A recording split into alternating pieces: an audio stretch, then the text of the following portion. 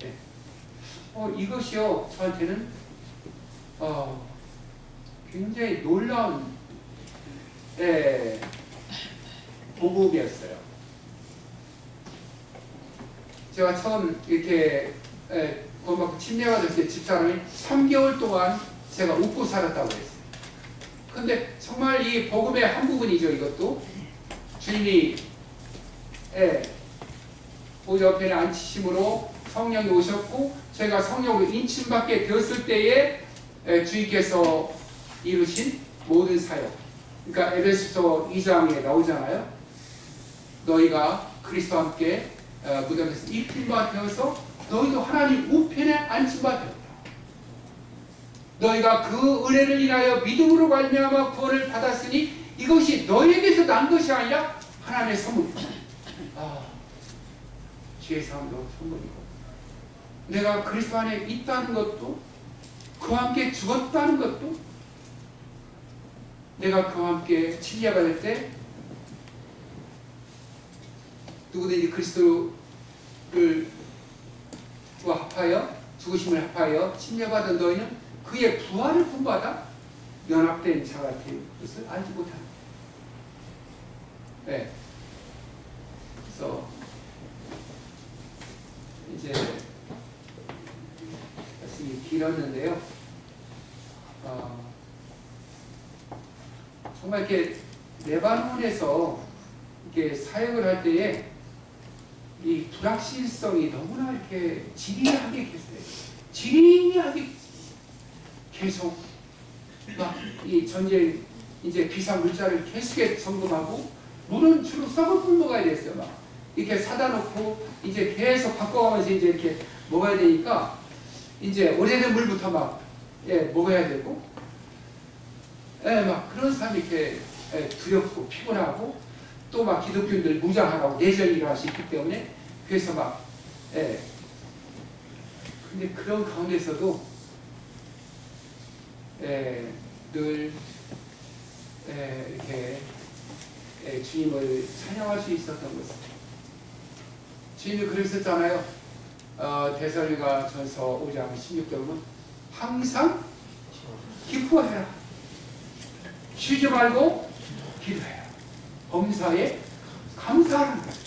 이는 그리스도 예수 안에서 너희를 향하신 하나님의 뜻이라는 거예요. 우리는 항상 기뻐할 수 없어요. 때로 기뻐하지만 때로 환경이 낙심될 때, 또 어떤 사람이 나를 원통하게 분하게 만들 때, 또 기분이 울적해지고 우울해질 때 우리는 기뻐할 수 없어요. 그러나 그리스도 예수 안에서 그때는 기뻐할 수 있다는 거죠. 기뻐해야 된다는 거죠. 왜? 명령형이기 때문에. 명령형은 우리가 순종하면 주님이 책임을 지시겠다는 거예요. 믿음은 바라는 것들의 실상이요 보지 못한 것들의 증거라고 되어 있어요. 하나님께 나가는 자는 반드시 그가 계신 것과 그가 자기를 찾는 자들에게 상 주시는 이심을 믿어야 한다는 거죠. 그래서 저는 어떤 사안이 있을 때마다, 두려울 때마다, 불안할 때마다, 막 요동칠 때마다 빨리 제가 있어야 될 그 자리를 빨리 찾아요. 빨리 은혜의 그 자리, 저 높은 곳, 내가 널 위해서 처소를 예배하러 가노니 내가 처소를 예배하면 이제 내가 와서 너희를 나 있는 곳에 인도할 것이다. 내 아버지는 갈 곳이 많다는 것. 그곳 하나님의 그 지성소, 하나님 보좌 우편에 그리스도 예수 안에 있는 그 자리. 그 자리는 이 세상의 어떤 환경과 어떤 사단의 어떠한 불신의 영에 영향을 받지 않는 무풍지대예요. 마치 예수님의 제자 사도 요한이 자기를 주님의 사랑받는 제자라고 표현을 자칭하면서 늘 이렇게 교제의 자리에 착석할 때는 주님 옆에 앉았어요. 그리고 그분의 품에 머리를 기댔어요. 그리고 주님의 얼굴을 바라보면서 주님의 따뜻한 이 사랑의 체온을 느끼면서,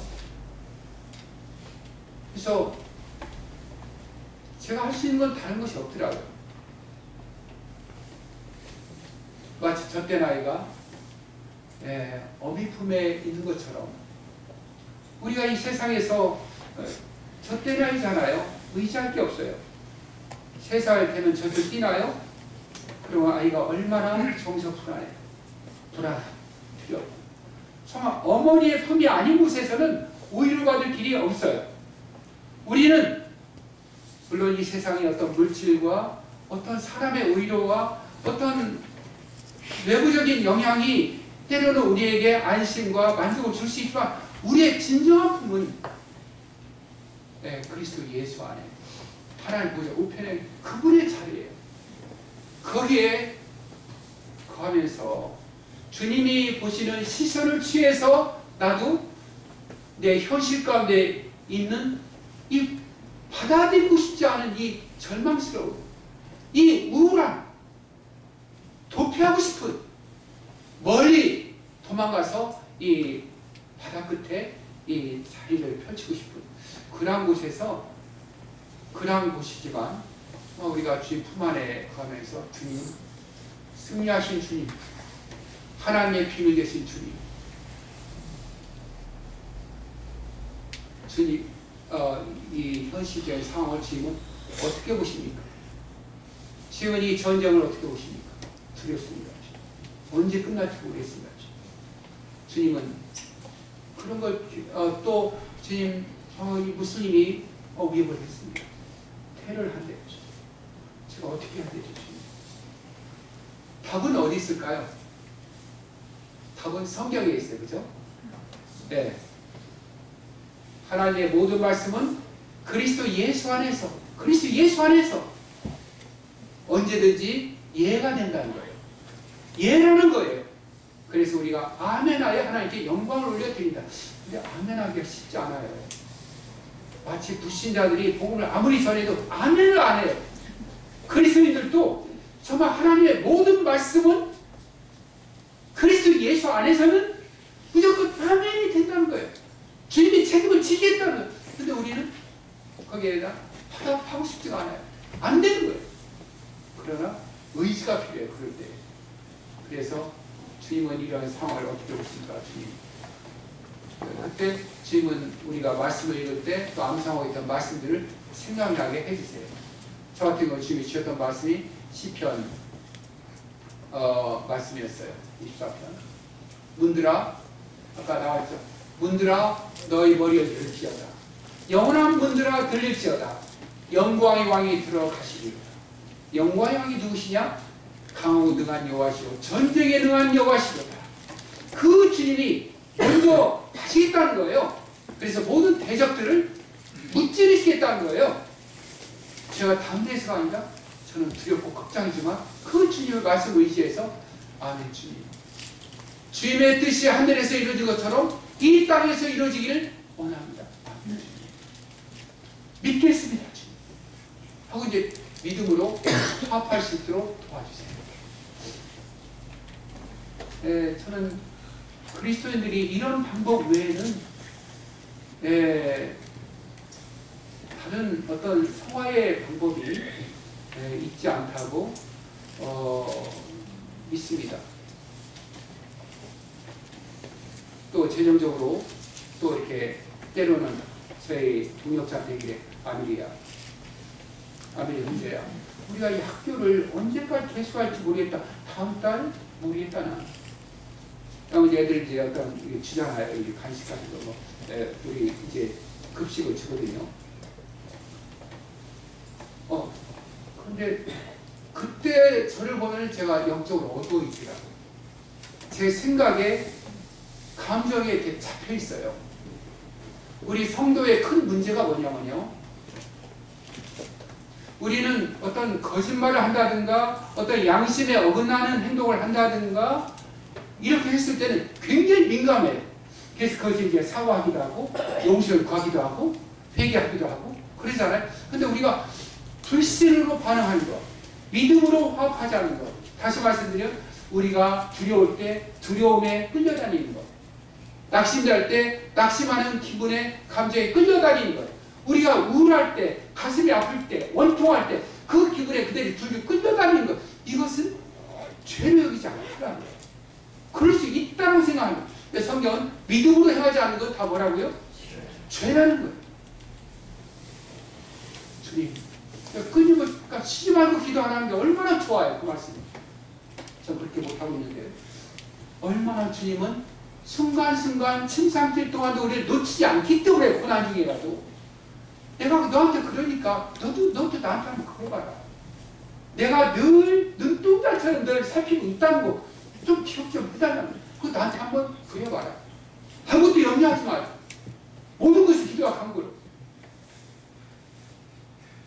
그래서 그러면 그리스도의 평강이 너희 마음을 지키시다. 주님이 우리 마음을 지켜주시면 그것은 주님이 들으셨다는 증거잖아요. 주님께서 이제는 나타나시겠다는 증거잖아요.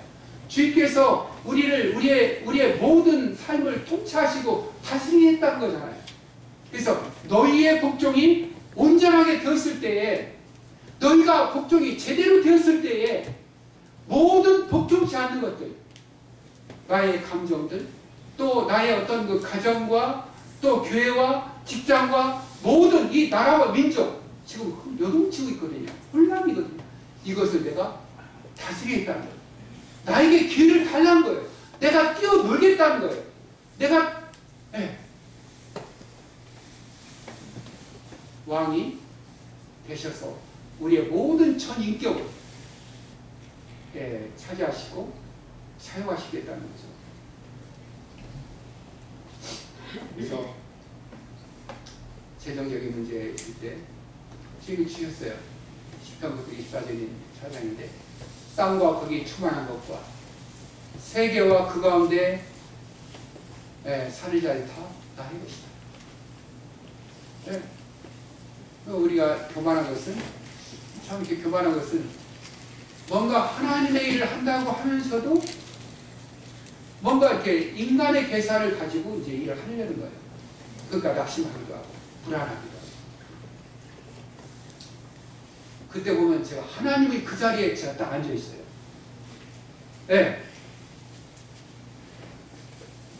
그래서 여러분, 항상 기뻐하십시다. 항상 감사하십시다.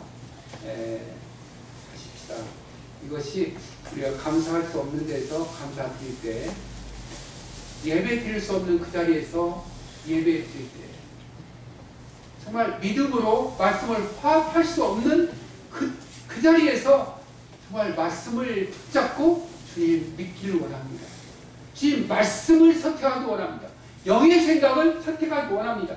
그럴 때에 주님은 영광 받으세요. 그죠? 여러분,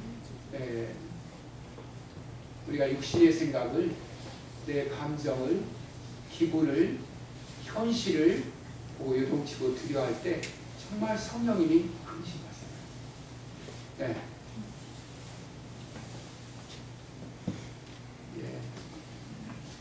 맞습니다. 감사합니다. 다시 한번 이렇게 토요일날 성도님들 시시가 되는데 이렇게 늦은 밤까지 참석해 주시고 또 여러모로 넘치도록 섬겨주시고 또 이렇게 격려해 주시고 또 찬양으로 하나님께 영광을 올려드려 주시고 감사합니다. 여러분의 수고가 주님 앞에 기억되시라고 믿습니다. 기도하시겠습니다. 아버지 하나님, 감사합니다. 저희가 무엇이길래 이 영광스러운 복음을 예비하시고 언제 어떤 경우에라도 주님 안에 거하면서 내가 아닌 그리스도로 말미암아 살아가는 참 그러한 삶을 갈망할 수 있도록 이끌어 하시는 주님을 인하여서 감사를 올려드립니다. 사도 바울이 참 너희를 향해 가진 바 나의 자랑을 두고 단언하노니 나는 날마다 죽는다고 하였습니다.